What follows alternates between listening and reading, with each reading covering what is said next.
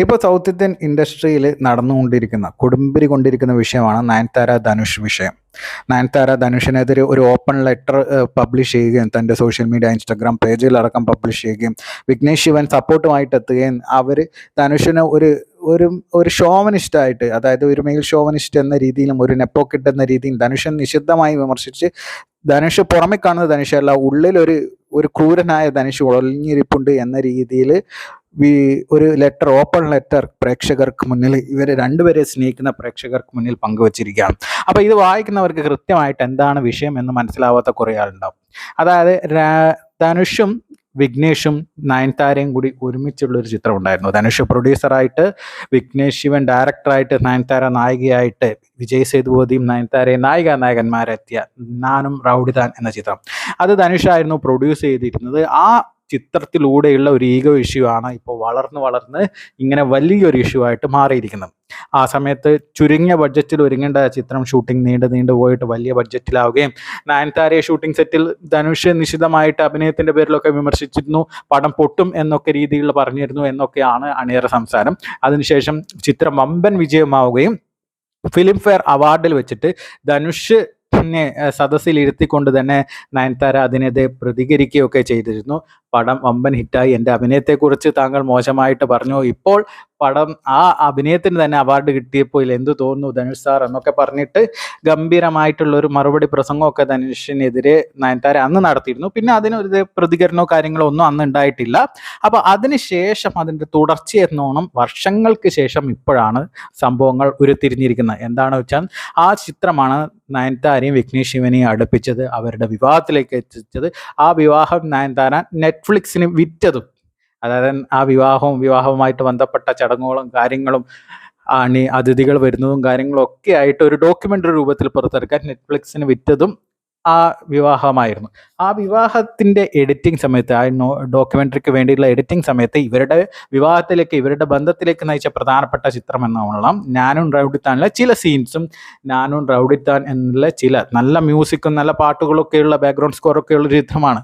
ആ ചിത്രത്തിലെ ചില സോങ്സിൻ്റെ കട്ടുകളും മ്യൂസിക്കുകളും ഒക്കെ ഉൾപ്പെടുത്താൻ നയൻതാര ധനുഷിനോട് NOC ചോദിച്ചിരുന്നു. പക്ഷേ 2 വർഷമായിട്ടും ധനുഷ് NOC കൊടുത്തില്ല.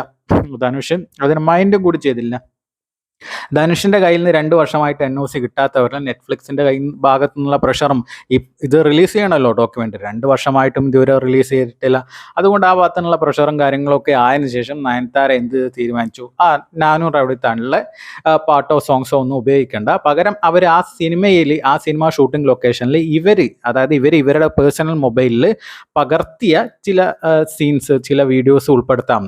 അങ്ങനെ ഉൾപ്പെടുത്തിയിട്ട് ഒരു 3 സെക്കൻഡോ 4 സെക്കൻഡോ വീഡിയോ ആണ്, നയൻതാര പറയുന്ന 3 സെക്കൻഡ് വീഡിയോ എന്നാണ്. ആ വീഡിയോ ഉൾപ്പെടുത്തിയിട്ട് നെറ്റ്ഫ്ലിക്സ് ഡോക്യുമെൻ്ററിയുടെ ട്രെയിലർ റിലീസ് ചെയ്തു. അതിനുശേഷമാണ് ഇഷ്യൂസ് തുടങ്ങുന്നത്. നയൻതാരക്കെതിരെ ധനുഷ് വക്കീൽ നോട്ടീസ് അയക്കുകയാണ്.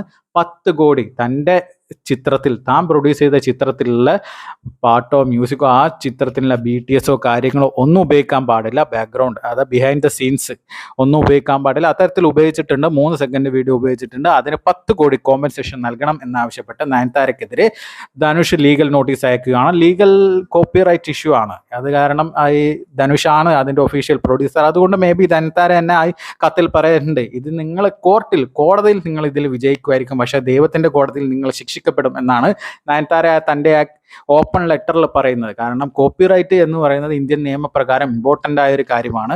അത് ആ കോപ്പിറൈറ്റ് ഹോൾഡർക്കുള്ള ആ പവർ എവിടെ പോയാലും, ഏത് നീതിപീഠത്തിൽ പോയാലും അത് വിജയിക്കുന്നതിനും. അതുകൊണ്ടാണ് നയൻതാര ആ ഓപ്പൺ ലെറ്ററിൽ അങ്ങനെ ഒരു കാര്യം വെച്ചത് തന്നെ. കാരണം ധനുഷാണ് നാനും റൗഡിത്താനിൻ്റെ ഒഫീഷ്യൽ പ്രൊഡ്യൂസർ. അപ്പോൾ അതിൻ്റെ ബിഹൈൻഡ് ദ സീനും കാര്യങ്ങളൊക്കെ ഉപയോഗിക്കണമെങ്കിൽ തന്നെ ധനുഷിൻ്റെ NOC ആവശ്യമാണ്. അപ്പോൾ നയൻതാര ഈ ഡോക്യുമെൻ്ററി വലിയൊരു എമൗണ്ടിനാണ് നെറ്റ്ഫ്ലിക്സിന് വിറ്റത് എന്നാണ് നമുക്ക് അണിയറയിൽ നിന്ന് ലഭിക്കുന്നത്, അതായത് സിനിമാ മേഖലയിൽ നിന്ന് ലഭിക്കുന്ന വിവരം. അപ്പോൾ അത്തരത്തിലാണ് ഇപ്പോൾ ഇഷ്യൂ പോകുന്നത്. അതിനെതിരെയാണ്, അത് 3 സെക്കൻഡ് വീഡിയോക്ക് ധനുഷ് 10 കോടി ചോദിച്ചു കോമ്പൻസേഷൻ അയച്ചതിനെതിരെയാണ് നയൻതാര ഒരു ഓപ്പൺ ലെറ്റർ ധനുഷിനെതിരെ പോസ്റ്റ് ചെയ്തിരിക്കുന്നത്. സെൽവരാഘവൻ്റെ അനിയൻ എന്നൊക്കെ പറഞ്ഞിട്ടാണ്. നയൻതാര ധനുഷിനെതിരെ ഓപ്പൺ ലെറ്റർ പോസ്റ്റ് ചെയ്തിരിക്കുന്നത്. എന്തായാലും ഈ വിഷയത്തിൽ ഇപ്പോൾ രണ്ട് ചേരിയായിട്ടാണ് സിനിമാ മേഖലയിൽ ഫൈറ്റ് ആരാധകരുടെ ഇടയിൽ നടക്കുന്നത്. നയൻതാര ചുമ്മാ നെറ്റ്ഫ്ലിക്സിന് വെറുതെ കൊടുത്ത ഡോക്യുമെൻ്ററി ഒന്നുമല്ലല്ലോ, ഹ്യൂജ് എമൗണ്ട് ആയിട്ട് നയൻതാര പെയ്ഡ് ചെയ്തിട്ട് വിറ്റ ഒരു ഡോക്യുമെൻ്ററിക്ക്, അവരുടെ പ്രധാനപ്പെട്ട വിവാഹം വിറ്റ ഒരു ഡോക്യുമെൻ്ററിക്ക് അതിന് ധനുഷ് വെറുതെ താൻ പ്രൊഡ്യൂസ് ചെയ്ത സാധനം വെറുതെ കൊടുക്കണം എന്ന് പറഞ്ഞു കഴിഞ്ഞാൽ അത് നടക്കുന്ന കാര്യമല്ല എന്നൊക്കെ പറഞ്ഞിട്ടാണ് ഇപ്പോൾ നയൻതാരയെ എതിർക്കുന്നവരും നയൻതാരയെ സപ്പോർട്ട് ചെയ്യുന്നവരുമായിട്ട് ഘോരം ഫൈറ്റ് സോഷ്യൽ മീഡിയയിൽ നടന്നുകൊണ്ടിരിക്കുകയാണ്. അതുകൂടാതെ നയൻതാരയെ സപ്പോർട്ട് ചെയ്തിട്ട് നമ്മുടെ മലയാളത്തിൽ നിന്ന് പാർവതി തിരുവോത്ത്, അനുപമ പരമേശ്വരൻ, നമ്മുടെ പ്രിയപ്പെട്ട പ്രധാന താരങ്ങളടക്കം ഒരുപിടി താരങ്ങൾ ധനുഷിനെതിരെ ഒരു വെർച്വലായിട്ട് സപ്പോർട്ട്, അതായത് ധനുഷിനെതിരെ ഒരു വെർച്വൽ എഗെയിൻസ്റ്റ് ആയിട്ട് നിൽക്കുന്ന നയൻതാരയെ സപ്പോർട്ട് ചെയ്ത് കൊണ്ട് ധനുഷിനെതിരെ ഒരു നിൽക്കുന്ന രീതിയിൽ നയൻതാരയുടെ ആ പോസ്റ്റിന് ലൈക്ക് ചെയ്തിട്ടും കമൻറ്റ് ചെയ്തിട്ടും ഉണ്ട്. എന്തായാലും നമുക്ക് 2-3 ദിവസത്തിനുള്ളിൽ ധനുഷിൻ്റെ പ്രതികരണം പ്രതീക്ഷിക്കാം. എന്തായാലും ഈ വിഷയം തമിഴ് ഇൻഡസ്ട്രിയിൽ ഒരു കൊടുമ്പിരി കൊണ്ട ചർച്ചയായി മാറിയിരിക്കുകയാണ്.